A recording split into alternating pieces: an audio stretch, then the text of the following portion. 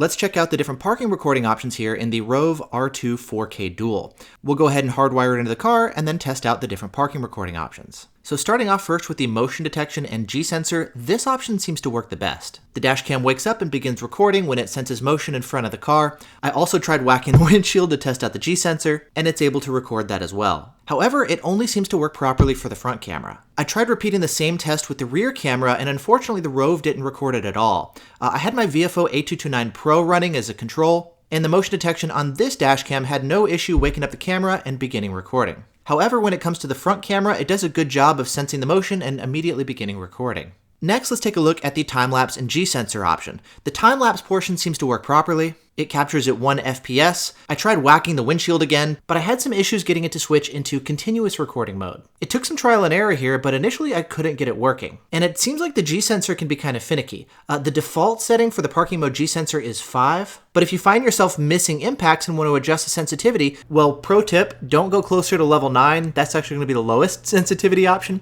Instead, you're going to want to go closer to level 1, which is actually going to be the most sensitive option. Anyways, assuming you've got the G-sensor set correctly, then yes, in case of an impact, the dashcam is going to be able to switch from time-lapse straight into continuous recording mode when it detects an impact. Now, the G-sensor is also going to be important for the collision detection parking mode. This is designed to not record anything, but only wake up when it detects an impact. That said, it does take about 10 seconds or so for the dashcam to wake up and begin recording. And so it's quite likely that the dashcam may not be able to capture whatever it is that triggered the impact. I think the best option might wind up being the motion detection and G-sensor option, though that's only going to work for the front dashcam. And so for that reason, you might be better off switching on over to the time-lapse recording mode, but just be sure that you play with your G-sensor option to ensure that you can actually capture impacts. Then finally, the next time you get back in your car, the dashcam will give you both a visual and audible notification letting you know that it detected an impact while you were parked. And I really like when dashcams do this. However, you are going to have to hit the OK button to clear that notification in order for the dashcam to be able to continue to record. If you've got the dashcam hidden behind your rearview mirror and the volume turned down for a silent startup,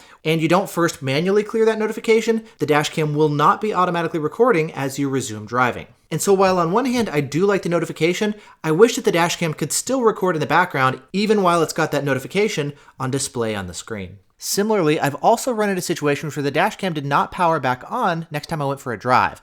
And when I noticed it, I had to manually power the dashcam back on. It seems like this dashcam doesn't play well with dedicated dashcam battery packs, for example. And for more information about this dashcam, down in the video description, I'll drop a link to my complete review of this Rove R2-4K Dual, as well as my thoughts on ultimately whether or not this is a dashcam worth considering.